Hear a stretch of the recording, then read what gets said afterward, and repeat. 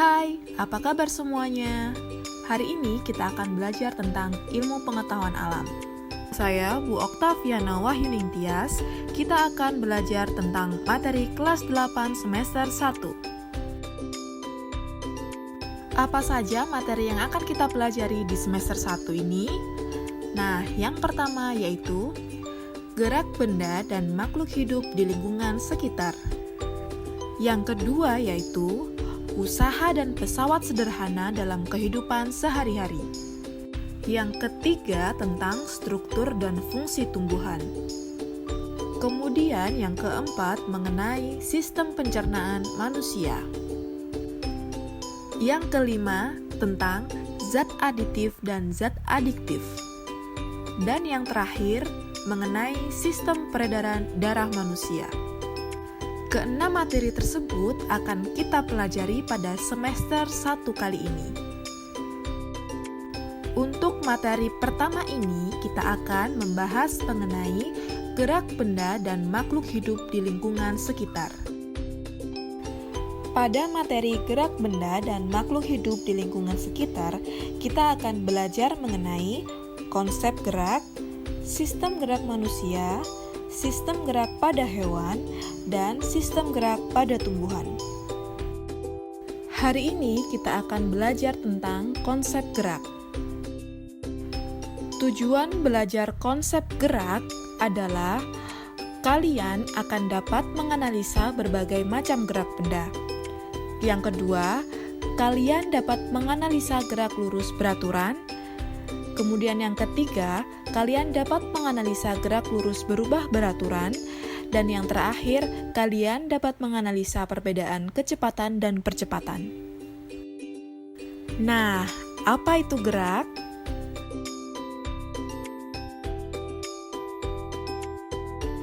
Gerak adalah perubahan posisi atau kedudukan terhadap titik acuan tertentu.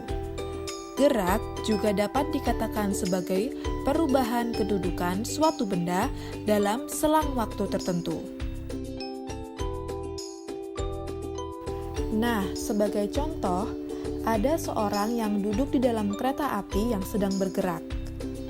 Dapat dikatakan bahwa orang tersebut diam terhadap kursi yang didudukinya dan terhadap kereta api tersebut. Jadi, orang tersebut dikatakan diam karena dia berada di kursi dan berada di kereta api yang sedang bergerak. Jadi, orang tersebut dikatakan diam karena dia berada di kursi yang didudukinya dan kereta api yang sedang bergerak tersebut. Namun, orang tersebut bergerak relatif terhadap stasiun maupun terhadap pohon-pohon yang dilewatinya. Jadi, orang yang berada di dalam kereta api tersebut bisa dikatakan diam dan bisa dikatakan bergerak. Nah, mengingat gerak dan diam itu mengandung pengertian yang relatif, ada salah satu contoh lagi, yaitu anak yang bermain komputer. Apakah mereka mengalami perubahan posisi atau kedudukan dalam selang waktu tertentu? Jawabannya yaitu kegiatan tersebut tidak mengalami perubahan posisi atau kedudukan karena kerangka acuannya diam. Mengapa kerangka acuannya diam? Karena anak yang bermain komputer tersebut diam terhadap kursi yang didudukinya dan terhadap komputer yang dia mainkan. Selanjutnya yaitu, apa itu jarak dan perpindahan? Apakah keduanya sama atau berbeda? Jarak dan perpindahan mempunyai pengertian yang berbeda. Jarak adalah panjang lintasan yang dilalui partikel atau benda. Sedangkan perpindahan adalah jumlah lintasan yang ditempuh dengan memperhitungkan posisi awal dan akhir benda. Nah, ada salah satu contoh sebuah mobil yang bergerak melalui jarak yang berliku-liku hingga sampai akhirnya mobil tersebut ke posisi akhir. Garis merah putus-putus di gambar menunjukkan bahwa mobil tersebut melintas dengan jarak yang tertera pada gambar. Namun, Perpindahan mobil tersebut ditunjukkan dengan garis berwarna hijau. Perpindahan merupakan jarak lurus resultan dari posisi awal hingga akhir saja. Atau dengan kata lain, perpindahan hanya ditarik garis dari posisi awal hingga akhir tanpa berliku-liku seperti jarak tadi. Ada contoh lain dari perbedaan jarak dan perpindahan agar kalian lebih paham lagi.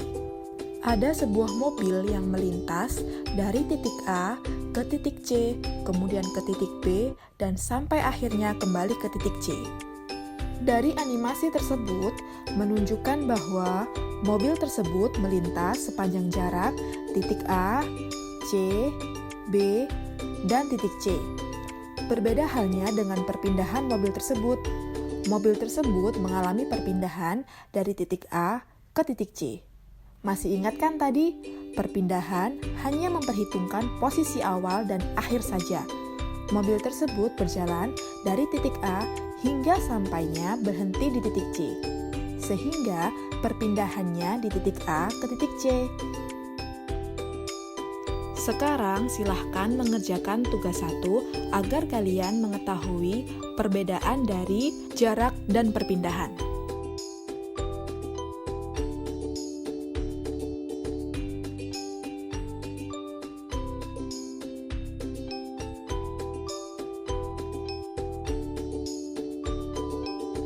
Setelah melakukan percobaan tadi, silahkan menjawab pertanyaan di bawah ini.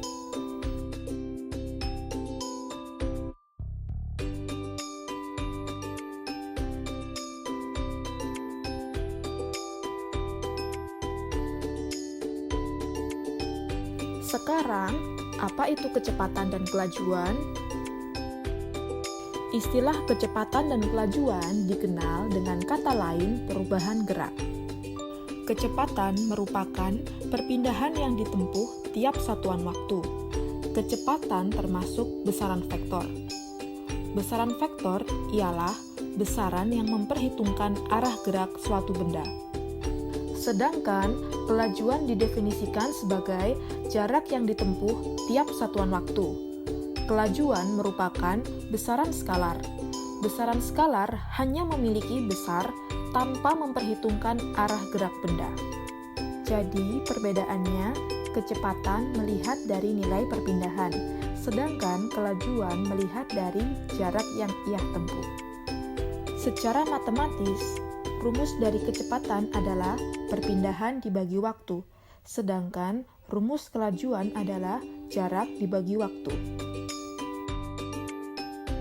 Meskipun kelajuan dan kecepatan memiliki definisi konsep yang berbeda, namun pada gerak lurus beraturan atau GLB yang akan kita pelajari nanti, besar kecepatan dan kelajuan memiliki nilai, simbol, serta satuan yang sama.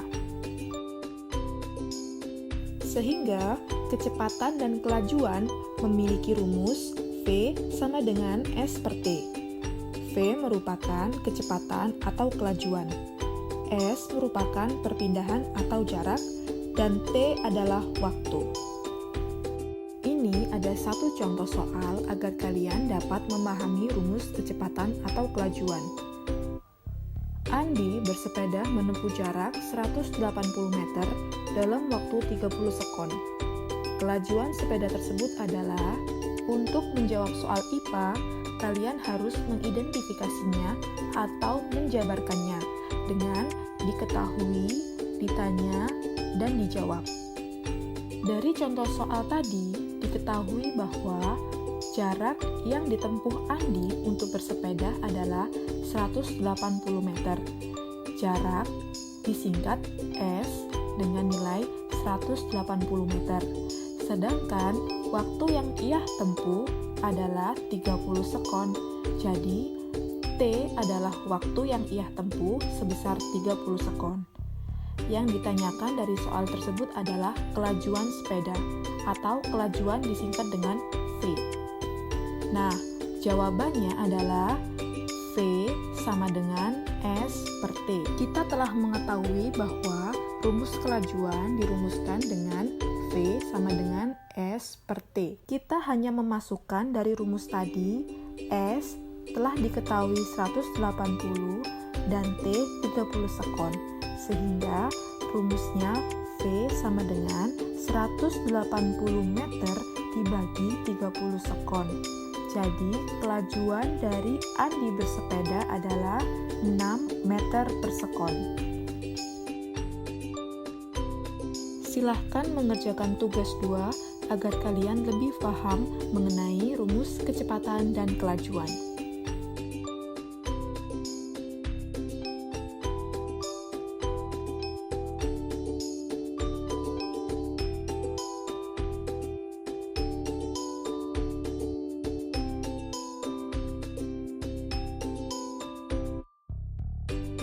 Apa itu kecepatan rata-rata dan kelajuan rata-rata? Kecepatan rata-rata didefinisikan sebagai perpindahan yang ditempuh terhadap waktu. Perpindahan dari kecepatan rata-rata ini memiliki posisi awal dan posisi akhir.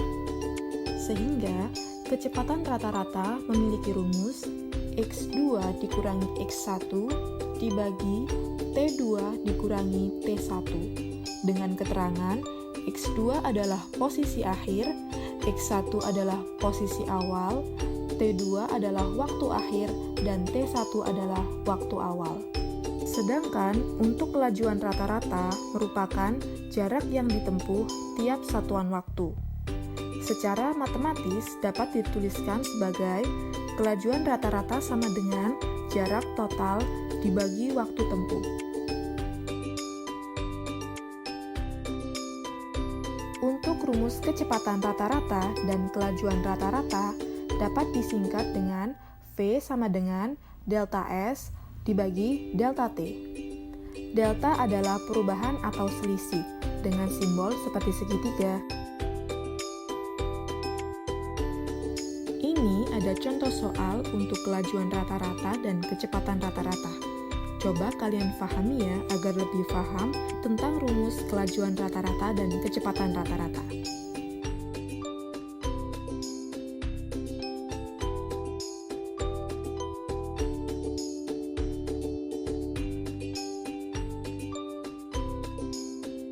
Nah, yang terakhir, apa itu percepatan dan percepatan rata-rata?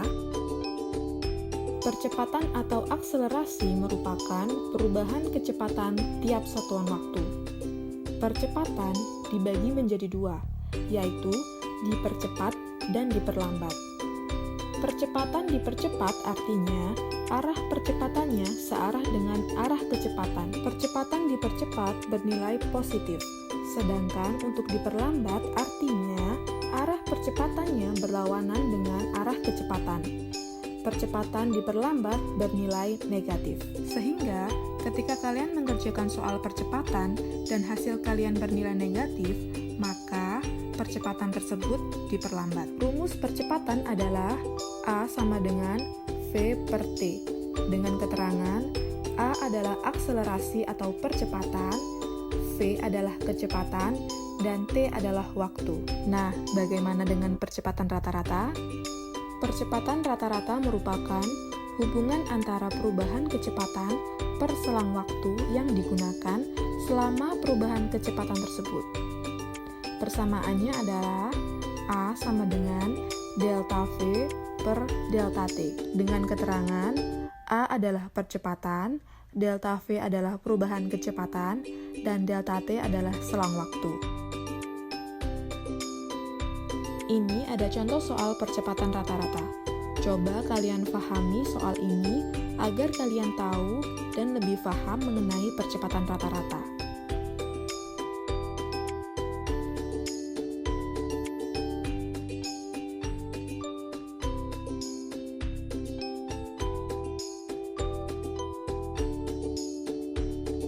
Demikian pembelajaran kita hari ini ya mengenai konsep gerak. Semoga kalian paham mengenai konsep gerak. Sampai jumpa di materi berikutnya ya. Jangan lupa like, komen, dan subscribe. Bye-bye.